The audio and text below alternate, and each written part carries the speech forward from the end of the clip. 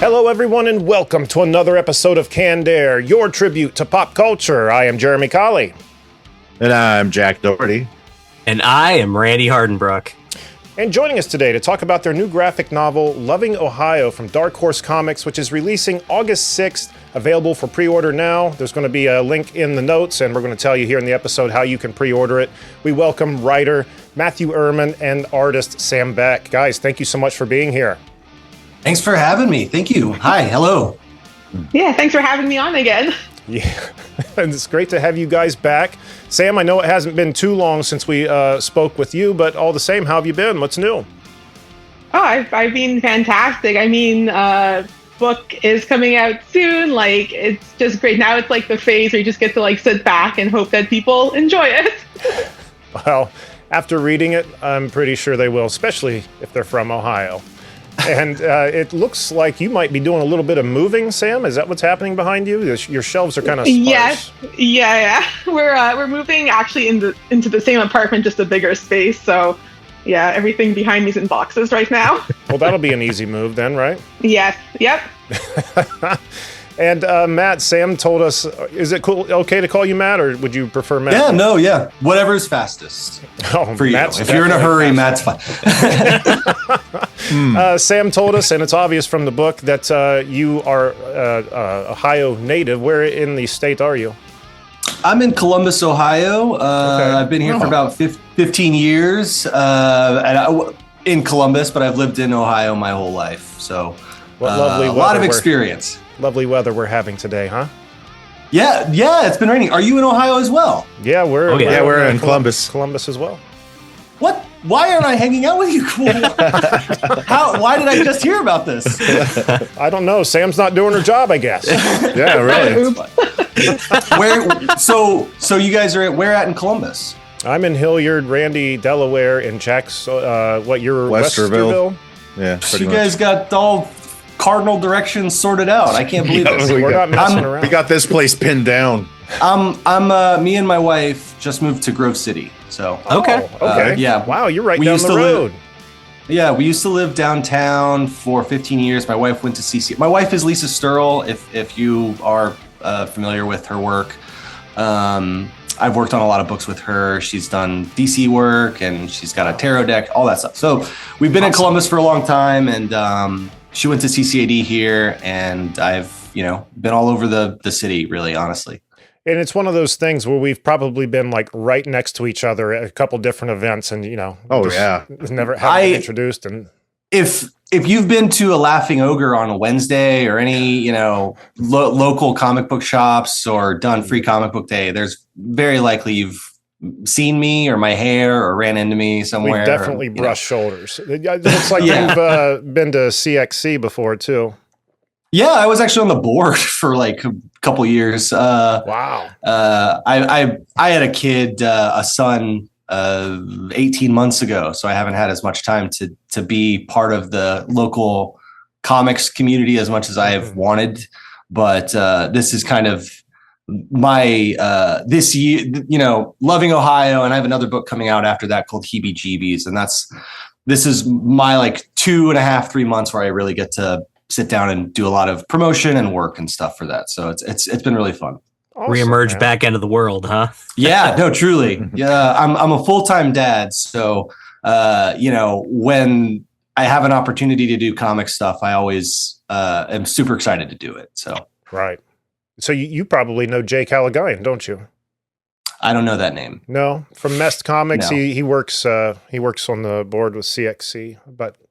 Yeah, I like I said, I've been out of the CXC board for 2 years. So if he's new, I'm sure but my wife is actually going to be a guest this year for CXC. Okay. Yeah, This is like the second year Jay's been doing. Looking for the 7 degrees of Matthew Erman. I'm sorry, Jack.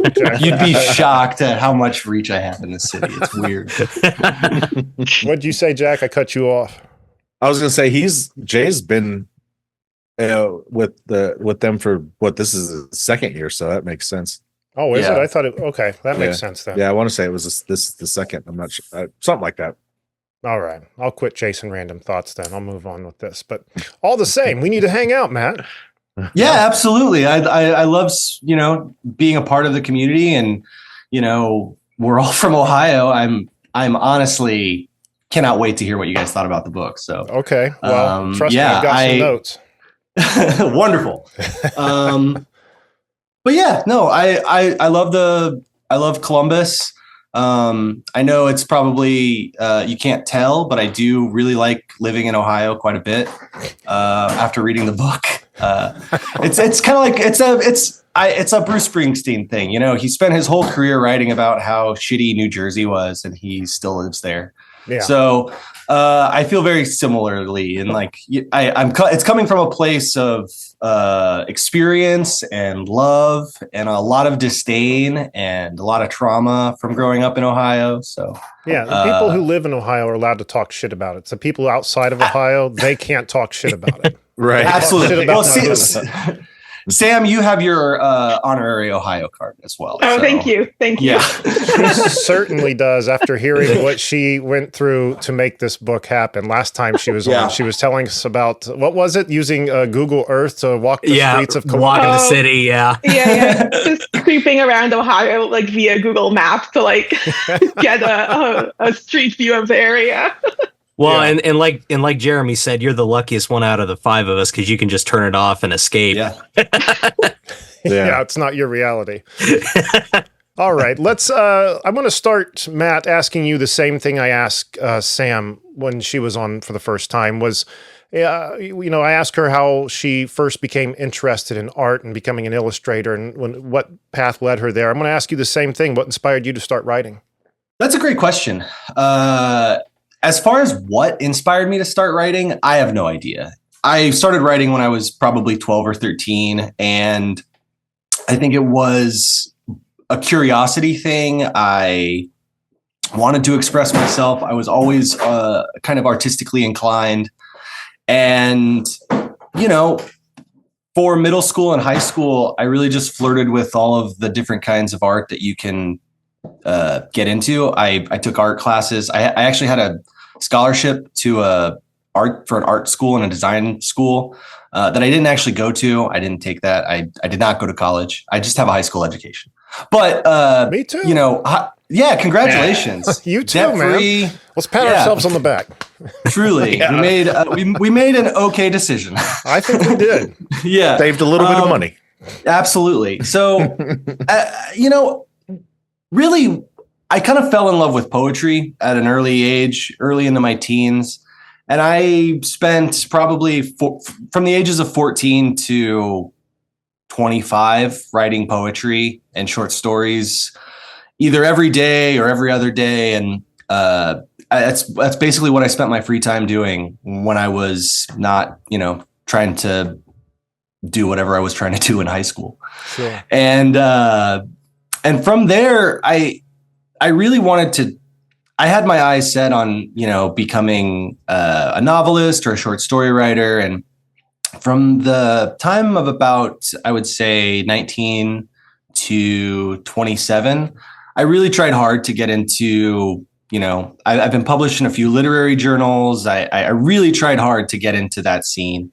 And I really wasn't finding an audience, and I really wasn't happy doing it either. And that's when me and my wife kind of decided to start developing our own stories and our own comic, because my wife is an illustrator, and it was, really nice not to have to pay a page rate. And we developed the first comic that kind of put me into the industry, which was Long Lost. That was published through Scout Comics. It's no longer with Scout Comics anymore, but from there, I've worked with Boom and IDW and Dark Horse and Mad Cave and all these different publishers. And it's been really, truly what it has been is I've been able to write the things that I've always wanted to write. And I found an audience, and people like kind of the work that I'm making in comics. And that never happened before when I was writing poetry or short stories. So right. It was really great to just find people that were responding to my work. And I really love writing comics. I love the medium. And it's what I've been doing for 9 years now almost. Did you come up reading comics, or was it something that you like? Did you start reading comics when you started making them? Yeah, I definitely started reading them more seriously when I started making them. Being in Columbus since I was 20, it's a pretty excellent comics town. So when I moved up here, that's really when I started to get into comic creators like Charles Burns and Junji Ito and I'm blanking on so many names right now. It's okay. This is pre-recorded. We can edit out the gaps. Okay, great. So, really, it was kind of me pushing myself into finding the classics. There wasn't a college course or anything, and I feel like a lot of that stuff was there to be discovered for me, and so that's what I did. And I really remember the first like eye-opening moment for me was reading Scott Snyder and being like, oh, this can be like kind of everything. It can be arty, and it can be lowbrow, and it can be highbrow, and it can be kind of metatextual. And it had like, there was a moment in Court of Owls that I was just like, this is kind of everything that I thought I've always wanted to do with short stories or poetry, and he's doing it in comics. And yeah. I really love it. He's doing it in a Batman comic too. And I was like, this is so fucking cool. So that was really kind of what allowed my brain to see the path into having it happen. And it's so weird because I Loving Ohio came out, and I actually got Scott to read the book, and he gave us a really incredible pull quote. So it was I feel like it was just such a cool, like, full circle thing, where I was like, I never imagined that I would get, like, he inspired me to start seriously doing this. And then I got to give him something that I made, and he liked it. And it was, I don't know. I don't know how many times that's happened to me in my life, and it's been great. I can't imagine. That had been incredible for both of you. It was really cool. Yeah. Wow. And I feel like I asked you this before, Sam, but I can't remember about the comics you said you read growing up. I think you had mentioned manga, maybe? Yeah, it was definitely a lot of manga, like very different from what Loving Ohio is. A lot more like fantasy, historical fiction type stuff. But yeah, that's kind of what I grew up reading. But like Matthew, I didn't really get into reading comics seriously until I started drawing comics. Yeah. Like I would kind of read them a bit here and there as a kid, but like only really seriously got into like looking at graphic novels and stuff like that when I started working in comics. Right. How cool.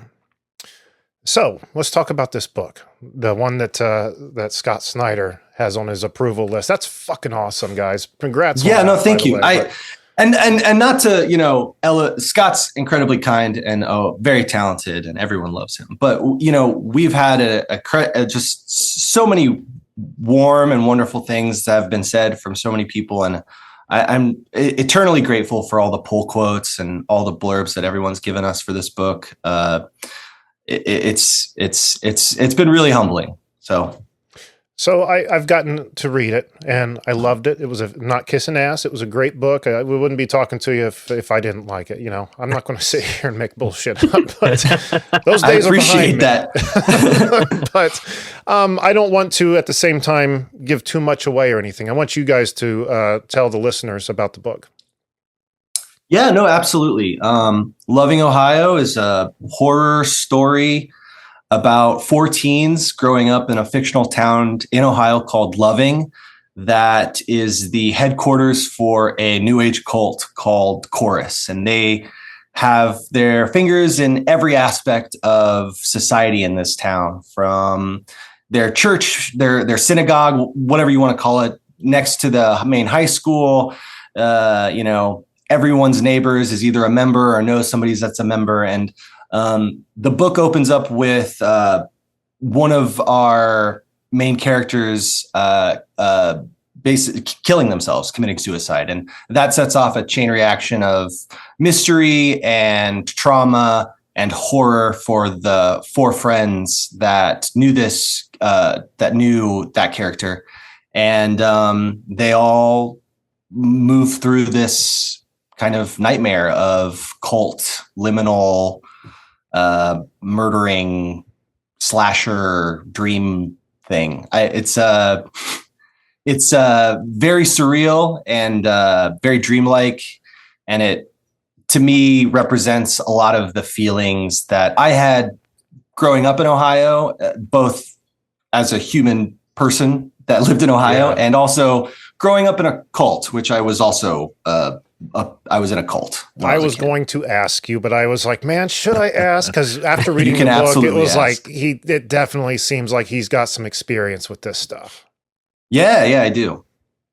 Am I allowed to ask, like, have you elaborated all, or is that going too far? No, you can. I elaborate as much as I can. As you all know, cults are very litigious. So I can't say the cult that I was a part of on air. I'll tell you guys when we're not recording. But it was a pretty boring experience. Nothing that happened in the book happened to me. It's all fictional, obviously. I hope not, because that was horrifying. But what I learned from being in a cult and having those experiences as early teen, and I think I was really conscious of it from about 8 to 12, basically. It kind of made me reconsider and really look at belief structures and the systems that we put around ourselves to help us understand things. And sometimes things either aren't meant to be understood in a way that makes kind of any sense. And when I started to realize that, and a lot of these cults seem to have impossible answers for things that, it's comforting in a very non-linear way. So I became an atheist after that. I was like, okay, this all seems pretty samey. There's a little bit of this cult in every religion that I can kind of see. And that kind of turned me off of being part of an organized religion. But, at the same time, I do consider myself connected to somewhat spiritually. I tend to think that there is an energy in the universe that I'm not privy to. I don't think it's a guy in the sky. I think it's something maybe else. But that's my experience. That kind of like helped me. Those experiences helped me write the story in a big way. So yeah. It's funny you say that. Just, what was that, Jack? Maybe a week or two ago, we recorded an episode of Patreon, and it unintentionally ended up talking about our church experiences, as kids, and kind of came to the conclusion that there doesn't need to be this organization between you and whatever you believe in, or all these people with their thoughts. It's, can just be you. Well, it also gets really messy when you're taking kids and kind of, for lack of a better term, it's indoctrination, it's brainwashing. It's, it's hard for those words to connect, because I think a lot of parents, and I'm a parent too, do it and instill those values in a loving way. But, a kid doesn't know. My son's 18 months. He doesn't know an apple from an orange. So it's like, and they start early too. So if you're going to tell these very young people, super impressionable, will literally believe anything you say because you're their parents. Yeah. These truths about the world, it to me, that starts to feel real insidious. So. Absolutely. Well, thank you for sharing that, man. That's absolutely. I think, it hits home. Not that I was ever in a cult or anything, or Jack either, but, I think one of the characters said it best in your book, like, aren't all religions in some way a cult?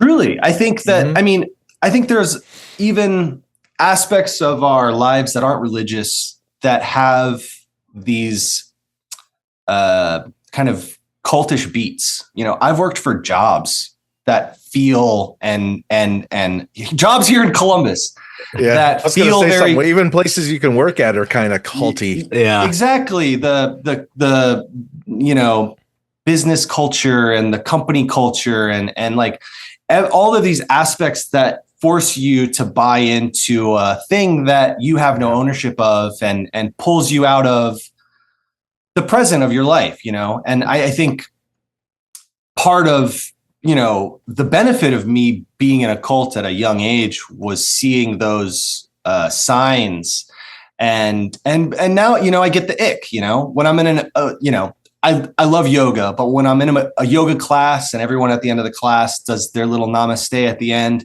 it makes my skin crawl just a little bit. And I realize that these things that are ingrained and part of the ritual of doing something can elevate itself into becoming cult-like behavior. And I'm always very conscious of that. It's I know what you mean. That is the trauma for being in a cult, is knowing like, oh yeah, this is feeling kind of culty. Yeah. The radar goes off. You can't spell cult culture radar without cult, can you? No, you can't. But so go ahead, Randy. Go ahead. So going into this story, I mean, was it's something you've kind of been working on for a while? Was it just kind of like, hey, I got to get this off my chest? Or how did that what was the genesis of that? Yeah. So I work in a weird way. I came up with the title first. Okay. I'm really big on aesthetics. I love when just something feels right. It doesn't have to make sense. It doesn't have to mean anything.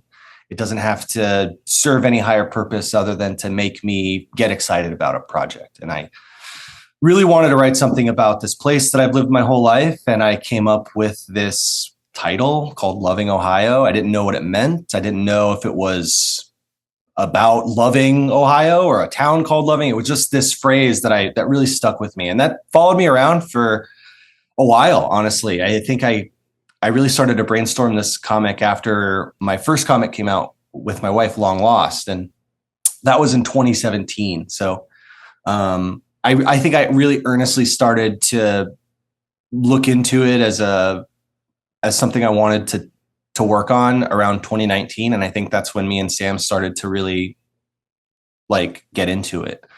And, through the process of working out what the story is, I found Sam and we had worked on some stuff prior to this. And with Sam, I was able to really flesh out what I wanted the story to be, because the visuals in the book are so important to how the story feels.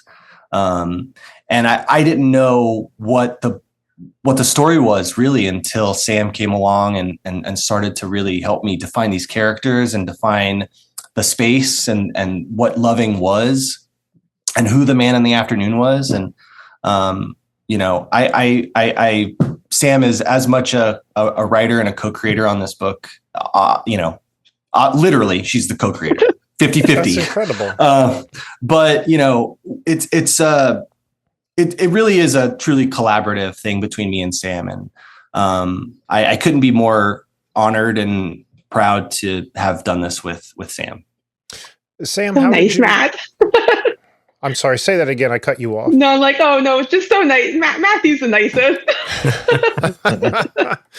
So when you heard the title Loving Ohio, Matt just was talking about, he didn't have a complete view, but you helped fill that in. When you heard that title for the first time, what was going through your mind? What did you think? What were you seeing? Yeah, so when Matthew came to me with this project, there was the title and there was a one-page pitch. And what I remember from that one-page pitch is it was a lot more of a genre comic in a way, a lot more kind of focused on the horror aspect of it, maybe the slasher aspect of it, and less so on this trauma and the emotions of these characters. But after a lot of revisions and working through it, I really fell in love with the concept almost. I wanted to work with Matthew because I enjoy working with him as a creator and writer.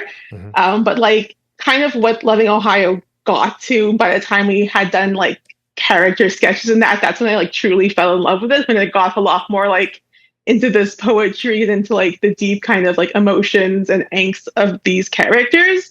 It really came together and I super fell in love with it after I had already signed up to work with him on it. I knew it would get to something that I really would love to work on. I trusted Matthew that he's going to write something amazing. So yeah. So were you guys aware of each other before this, or how did you come into each other's radar?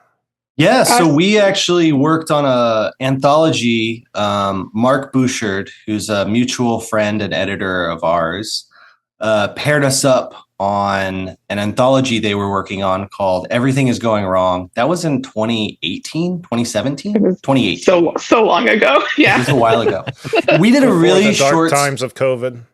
Truly. Yeah. And we did a 5-page short. I still absolutely love that 5-page short. It's one of my favorite shorts I've ever done. And after working with Sam on that short, I knew in my heart that I had to work with her again. It was, and then serendipitously, it was like maybe, I don't know, I think it was 2019. I went to TCAF and I saw you at TCAF. And I bought a zine you had done, and I remember what it was. It was like the red zine there was like a flippy, and there was like a face, and then there was like a skull underneath of it. Yeah. It's like a little collection of weird illustrations. When I saw that, I absolutely, like, even more than because I had already worked with Sam on stuff, and I think we had already worked on another pitch that didn't go anywhere. So we were working on things. We were like trying to get something done. And then I met up with Sam in TCAF, and I bought this thing, and I was like, okay, we got to do a horror thing. I was like so inspired by that thing that I bought from Sam. And what was the name of that, Sam? You probably remember better than I do. It's called, I have like a whole box of them behind me somewhere. I think it's called You Won't Forget Me or something. It was basically a collection of illustrations I had done throughout university of like semi-ghosts and like weird kind of like liminal spaces, a lot of like weird body horror and stuff in it. Like very different from what I usually do. I was in a weird space in university, but those were the illustrations that came out of it. Yeah. I think everybody's in a weird space when they're in school. You know what I mean? Yeah, exactly. I wanted to say the anthology we worked on, even though it's only 5 pages, there's so much DNA of that comic in Loving Ohio. Like it's very grungy. I think it takes place in a high school as well. Like so much of that you can see in Loving Ohio. It's like the prototype for at least what the artwork it was. Truly is. Yeah. Wow. Can I tell you guys some of the stuff I love about this book really quick? Please. First, one of the things that I loved, I think Sloane said, Loving Ohio, it has everything and nothing. And I thought, damn, that's a great description of Ohio in general. I'm thinking I want that on a shirt that says Ohio, everything and nothing. That would be great. Surrounded by the outline of the state, you know? Yeah. It's like every small town that you grew up in. Yeah, exactly. And I also love there was a reference to, at least I think it was, unless it was just coincidental, a reference to the Basement, the music venue here in Columbus. Is that what that was, or was that coincidental? That was coincidental, but I'm glad that you noticed that because it was based on a place where I come from. I come from a Kettering. That's where I grew up. Okay. Dayton, Kettering area. Yeah.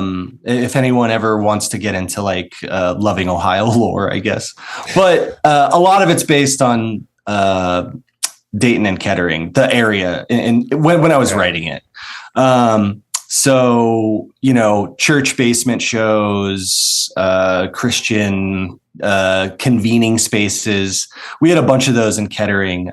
They're all defunct now, which is funny. But when I was growing up and emo was at the height of its cultural power, and Hawthorne Heights was from my hometown, fucking crazy shit. It's like, how could I grow up and not be an emo kid when the biggest emo band on the planet in 2001 is from down the street? Yeah. So it's like, okay. So again, that's all stuff that came from me growing up in a small Kettering, Dayton area and going to those basement shows and getting hand stamped and paying $10 to see a Christian band sing about Jesus but they're a hardcore band. So it's like, okay, this is I can put up with one of the two things here. And I really like hardcore music. So I'll let the Jesus stuff fly for a little bit, for 2 hours as long as they keep it hardcore, Jesus. Yeah, as long as like some slam bands and bang your head. Yeah, whatever you want. Not marshmallow fluffy Jesus, hardcore Jesus. What else? I had the comment on the statistic. I think you said that in the book, there are over 30,000 people and over 200 chorus temples. Was that right? Yeah. Something like that, which I thought, damn, Jack, how many times have I told you the church to people ratio in West Liberty where I came from? I mean, it's something it's like that every comes up on corner. the show all the time. Yeah. You know? It's great. I mean, you can drive through any place here in Ohio, and Yeah. if there's a field to your left and a field to your right, you're in a 5-minute spitting distance between some sort of church. I promise you. You already have 2 congregations eyeing you as you drive past, like potential members. Truly. Shit, look at when we were up in Cleveland, how many there were up there. Oh my God. And those were And they're all old churches. Gothic. Yeah. Yeah. They were beautiful. Yep. But It's to all the lure same. you in. What about you, Sam? What's it like up there? Are you surrounded by religion or no? No, not really. I didn't grow up with it at all. Like my family are pretty hardcore atheists, so like it just was never a part of my life. And I grew up in like middle class suburb area, so like not a lot of churches or anything around. Very alien to me, the concept of like I've never been to church, so like it was super foreign to me. Dude, that's so awesome. So weird. Yeah. Yeah. Should that have way. some culture shock coming to Ohio, probably. Probably, yeah. And I wanted to comment, Sam, once again on your art. Bravo. When I read verse, I was telling you about, how much I appreciated the artwork of the faces, not only how well you draw a face, but how well you emote it and, get the point across of what they're thinking, feeling without any words. You did it again here. Loved it.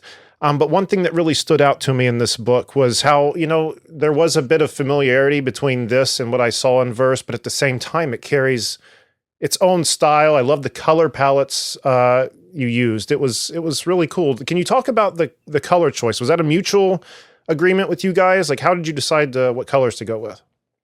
Yeah, so for me, I think how I kind of pitched it to Matthew was like I really like the printing technique of, it's called risograph, where you're printing with like 2 ink colors usually, or 3 ink colors. And it's very like lo-fi, very fuzzy looking, not like a super great quality. And I wanted to capture that, like even though the book is printed, 4-color on like a huge press, I wanted to still feel like it was that kind of grungy risograph printer thing. So I picked literally 4 colors, and like those are the only 4 colors I used throughout the entire book, just like at different opacities overlaid with one another to like emulate that style of printing. And I think it was really effective. Like you get some really moody scenes because you're so limited in like what you have available. It helps a lot to have that limitation, I think, as a creator sometimes.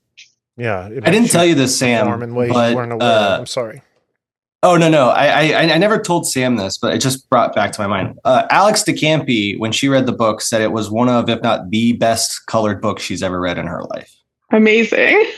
Yeah, she was a little harsher on the writing of it, but she was blown away by the art. So she's definitely a fan of your work. I worked with her doing a Rogue Trooper short, the blue muscular guy. Yeah. A really long time ago, like years ago. That's sick. Yeah. What else has she done? I'm not even aware of who this is.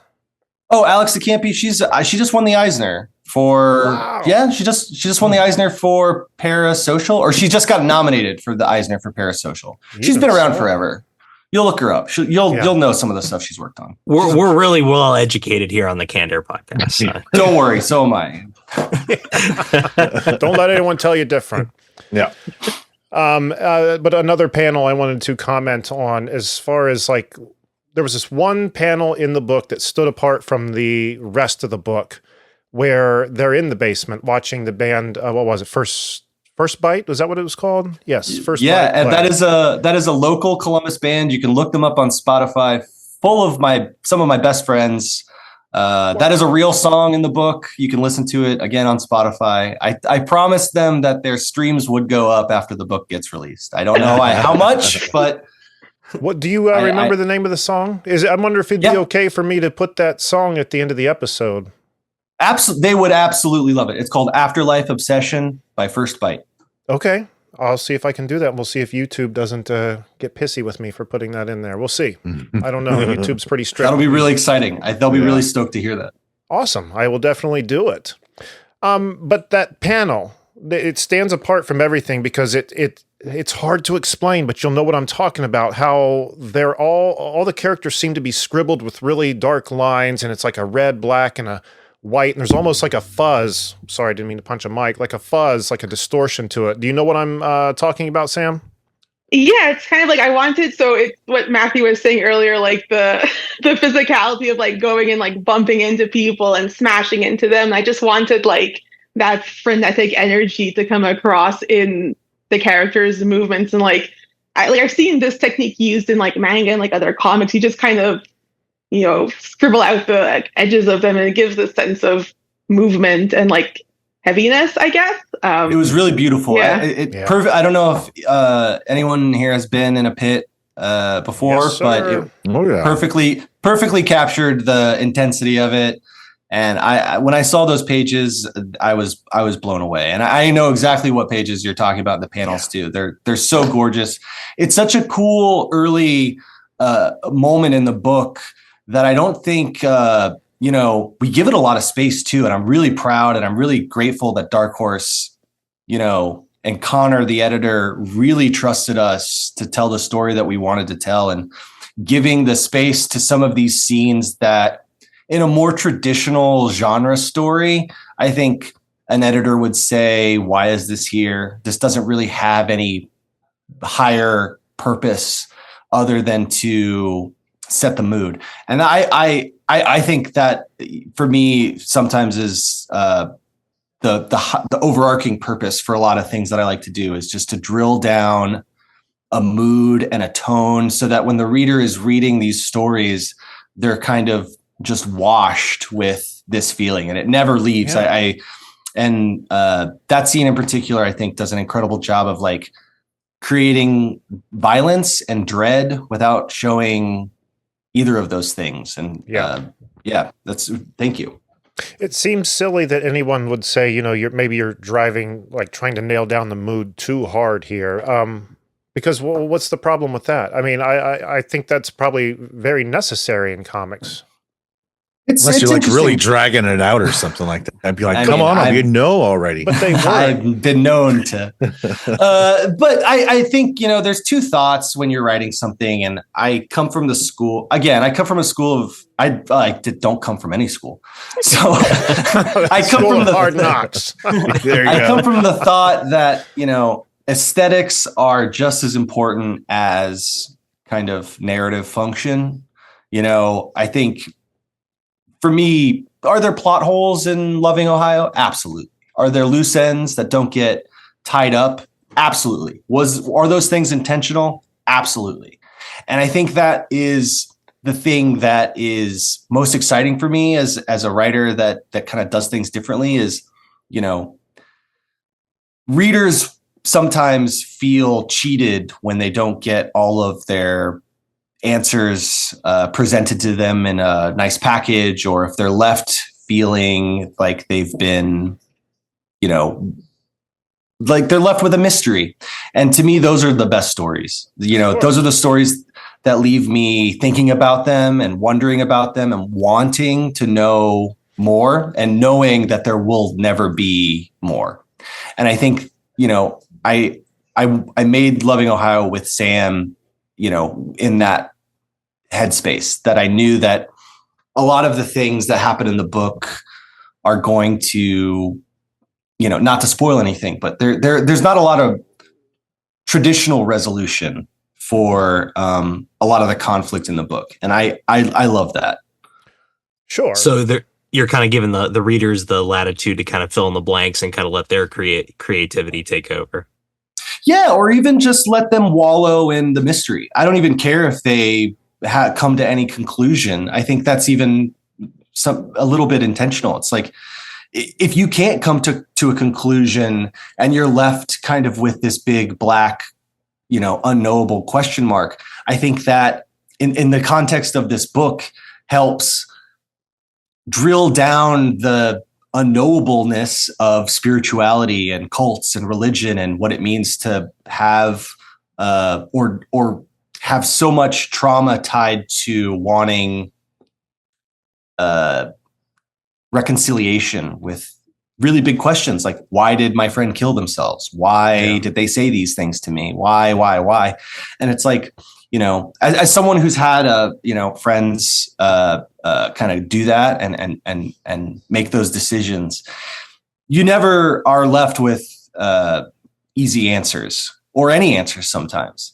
And what I wanted to maybe say in the book is that sometimes that can be beautiful in and of itself, even though it is kind of horrifying to kind of have to deal with. There can be beauty in the mystery. There's a great quote in a movie that I absolutely love. It's called A Serious Man. And it's very small. It's like a very small quote in the middle of the movie. And it's just embrace the mystery. And I live by that when I write. I really want the readers to embrace the mystery. That's really neat, man. I like that. But, you know, you also have left it in a way that, let's say this book is a huge, which I'm sure it will be a huge hit, but I mean, let's say it like exceeds what you guys have planned for it. You know, you've also kind of left that door cracked should you ever want to revisit it. I think of, without giving too much away, Sloane's father, you know, that being one of those routes that could be explored. But at the same time, I know what you're saying. I like the finality of it and that not all questions need to be answered. I mean, that's kind of what keeps people thinking about it over the years, isn't it? Yeah. That's my hope, I think. Yeah. Let's talk about. I remember. I'm sorry. Sorry, I wanted to just add on. I remember when I got the pitch from Matthew, like it felt like it was going to be much more of like a mystery where like things are solved. And I remember reading the script once you had finished it, and I kind of like sat there. I'm like, this is super different from what I thought it was going to be. And at first, I was like talking to my partner. I'm like, I don't know like what Matthew's like kind of thought process was for this, but like I sat with it for a bit. I read it quite a few more times, and like the more I like kind of sat with it and thought about it, I'm like, no, this is actually the perfect way for this to end. Like it felt really right and appropriate that like things aren't answered, and like it was very like, I'm being honest here, like I did not think that's how it was going to end. It's not what I expected at all. But like I'm so happy that it does kind of end like that with this. Rips your heart out. I think I wanted to rip people's hearts out in a really visceral and dreamlike way. And the other thing too is, and this is kind of just comics talk, but when you're making a comic and it's very different from any other type of writing. And that's maybe just because of the industry side of things. But, you know, when I came up with this story and you have to pitch it to an editor or you know, you have to pitch it to a publisher, they generally want to know what the story is. They want to know the full, you know, synopsis, front to back, what happens, what are the mysteries, how do they get solved, who are the characters, what are their arcs, well, who's the bad guy, why is he the bad guy, all this stuff. And, you know, at the very start of most things, I don't know any of those answers.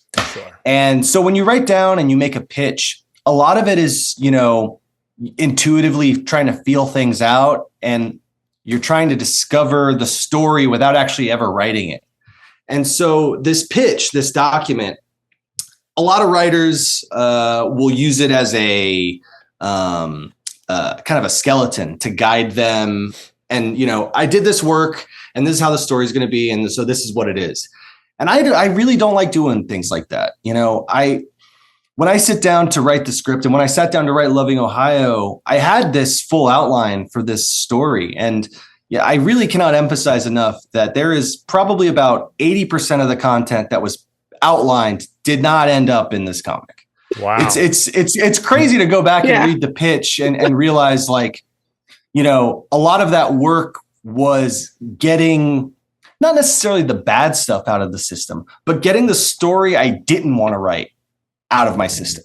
And so that all of those ideas, you know, were on the page, they were in the pitch document. And then I could really focus on exploring the side of the story that I did want to write. And then that's what happened. You know, that's how Loving Ohio, like that's the story that blossomed out of kind of the the mulch of the pitch, if really. So Right. It's really weird. I honestly haven't looked at those pitch pages or the pitch in years. I'd be very fascinated to go back and look at what actually I was intending to tell. But that happens a lot. I love working like that. I know editors and publishers definitely don't like working like that because they want to know what they're buying and what they're selling. But sometimes, the best art, it needs a fluidity and a spontaneity, and you have to be able to change things and admit, like, I really didn't like this original thing that I sold you guys, and this, it's in the same vein, but we're going to do something a little different. And, Loving Ohio, it morphed and shifted so much from the initial thing to where it is now, that it's just the fascinating collaborative process of making comics. I feel like they all do that in very particular ways. It's I don't know, total tangent, but there's something I wanted to say. So it started out. Go ahead, Randy. So it started out more Scooby-Doo and ended up kind of more unsolved mysteries almost. Yeah, no, really. It really started off as a more your standard genre piece, eldritch monster cult thing and big, crazy ending with a big monster and all this stuff. And it's like, that's not the story that I wanted to tell. And I don't think that was a story that would have resonated with, any part of me. So sometimes, I don't know, Robert Kirkman, the Walking Dead fella, who's very rich and famous now. I think he did an outline for The Walking Dead, or maybe it was a joke, but before the story was done, an editor or a publisher or some higher up bigwig at Image wanted to know how the series was going to end. And he said aliens. And that's what allegedly kept him going. That's allegedly what kept the comic going for a little when sales were dipped or down or something, or got him in the door in the first place because they wanted to see a zombie comic that ended up with aliens. And sometimes you got to sell something to get the thing that you really want made in the first place. And I think that's kind of Loving Ohio's story too. When you're you give them your general idea and you're saying the finished project doesn't look like that, do you have to go to them and explain? Do they come to you and be like, oh, hang on now, this isn't what you promised us, Sonny? How does that work? Sometimes I've run into, there was a comic I did for Boom called Good Luck. We ran into that issue where I was like, I pitched something and I started writing it and I didn't like what I pitched. So I really started to change it. And then then it really became a back and forth between what I wanted to do as an artist and what Boom wanted to do as a capitalist commercial enterprise. And sometimes those can conflict. And for Loving Ohio, all credit to Dark Horse, all credit to Connor, our editor. They never batted an eye. They trusted us complicitly, wholeheartedly to deliver something. And maybe it's because we kind of flew under the radar. Maybe it was because we're not, we weren't a huge investment for them. And they were able to take a little bit more of a chance on a book that didn't necessarily commit to what was initially pitched. Right. But I think it worked, again, it's always for the better when a publisher or an editor trusts their creative and artistic teams to come to the table at the end of the day with something they're proud of. And I'm so proud of this book and so proud of everything that we've done. And when it gets messy between, what a story should be, it gets a little harder to find the pieces of yourself in it. And for Loving Ohio, it's not hard at all for me. I see Sam in this. I see myself in this, and it feels really like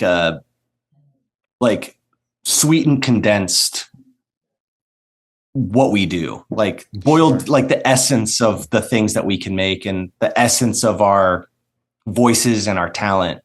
And that's why I'm so proud of it. It's like it's a book that I can hang my hat on. like Sure. this is what I'm all about. And it shows. I mean, you guys, especially the relationship with those kids, the dynamics they share, like you feel that, like when they're going to their friend's house who had passed, you know, going through their stuff, like you felt the weight of that moment, you know? I don't know. You guys did a great job, I guess is just what I'm saying. Bravo to the both of you.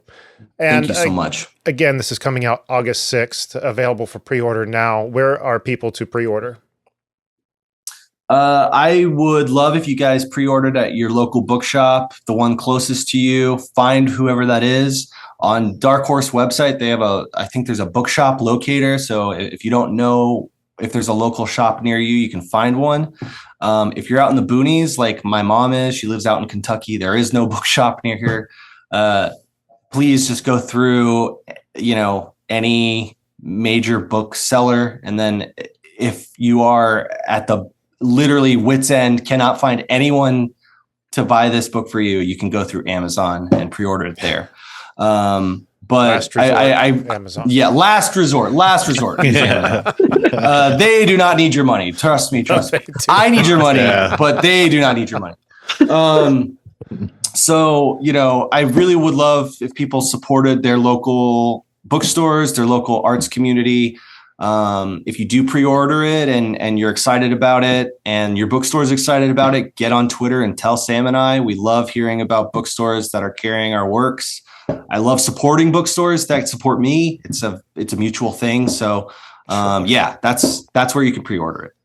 I'm sure you've probably been to Pack Rat Comics, Matt. Yep. I think they'd be an easy. You could probably do signings and stuff there all the time. I think they'd definitely carry your book. Yeah, it's been a while since I've been in. But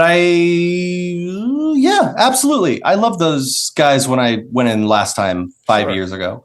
It's been a while. I know. Turn over your card, man. My Laughing Ogre was my shop for such a long time. They're still my shop. I've got my pull there. But all the shops here in Columbus, I've been to Secret Identity, I've been to Laughing Ogre, I've been to Pack Rats, I've been to Comic Town. They're all great. And they all support and have supported me in the past. So if you're here in town, let them know who I am, and if they're interested, I'll swing by and hang out with them. Well, it's sad to say Comic Town is no longer. It went out of business. Yeah. But I really am out of the loop, huh? Like I said, turn over the badge, man. But that's pretty recent, though. What? Yeah. I go into Pack Rats fairly recently. I'm going to put that on my list and suggest it to them. Yeah, absolutely, because it's a good book. And thank you so much. What about cons? Are you guys going to be doing the con circuit at all? Either of you promoting this book? Next year for sure. If you're in Toronto, I'll hopefully be at TCAF and maybe some other smaller local ones in the GTA area, but that'll be next year. Okay. I'll probably be at CXC this year. Okay. Sam and I are working on a book tour for this right now. Nice. Kind of in the planning stages still, but I'm confident in saying that for the month of August, I will have 5 to 7 stops here in Ohio. It's going to be an August, Ohio only exclusive book tour for Loving Ohio. I'm very excited about this. I'm going to be announcing. We'll come out there. We'll come see you. Yeah, I have 2. There's going to be 2 stops here in Columbus. And then there's, one in Cleveland, various other cities. I want to make sure everyone in Ohio gets a chance to love Ohio as much as I do. Ooh, what you did there. That's awesome. So I'll be announcing those dates, and depending on Sam's schedule, she might be with me on a few of those stops. So very excited for that. And that'll be in August. So in August. Okay. Yeah. Let us know. I'll keep an eye out. I would love to see you guys. It'd be really cool to meet you guys in person. But thank you guys again for stopping by. I'm going to put links in the descriptions here to direct people that way. I'll make sure the Amazon one is at the very bottom, if at all. And Sam, say something so the camera switches over to you so they can see that. Oh, yes. Look at the beautiful book. Beautiful print copy of it. Pre-order it. Support us. Loving Ohio. It is gorgeous. Awesome. Guys, thank you so much for being here. And with all that being said, Sam, if you want to grab your ocarina and play us out. Nope. Oh, man. Shit. I have an excuse. I packed up all my instruments, so Yeah, you wouldn't have done it anyway, but that's okay. I wanted to poke some fun, but okay. Jack, why don't you tell these lovely people about what they can find on our website? You go to cannedairpodcast.com. You can listen, like, follow, subscribe, become a patron, buy some merch, see some of our YouTube videos. And if you'd like to be a guest and promote your work, send us an email on our contacts page. And don't forget to find us on Twitter at CannedAirPod, Instagram at canned_air, and on TikTok at CannedAirPodcast. And the website Jack was just talking about. And if you're watching the video version of this, is listed right here. Because, Jack, remember, we do have screen graphics, remember? Mm-hmm. Remember? Yeah, You got to go watch nice. those finished videos, don't we? But there's two ways you can support us over on the website, a Patreon page and a merch page. You can either get extra content or t-shirts, mugs, hats, hoodies, stickers, all that kind of stuff. And it goes to supporting the show. And if you don't have money to support us, leave us a review, leave us a like, subscribe to the channel, leave us a comment below. All that stuff helps. It doesn't just pump us up. It really helps us out. And Randy, what am I forgetting, sir? Huge shout out to evergreenpodcast.com, the network we are so proud to be a part of. How long's it been now since we've been with them? It's about going on, what, 4 years? Feels like, yeah, it's either been 3 or 4. I'd have to look. I want to say 3, but Yeah, that seems right. I need to go Yeah. look. It's been a minute. We're racking up some time with them. We must be doing Yeah. something right, huh? they forgot about us. No. I hope the hell not. Who's this canned air? But we're the moldy piece of bread in the back of their cabinet. just push the box back in front of us. Let us continue to rot and mold. All right, I've taken that too far. I think that's going to do it for this week's episode. So until next time, I am Jeremy Colley. I'm Jack Doherty. I'm Randy Hardenbrook. And I was Matthew Erman. and I'm Sam Beck. Thank you so much for listening and watching, everyone. Be excellent to each other.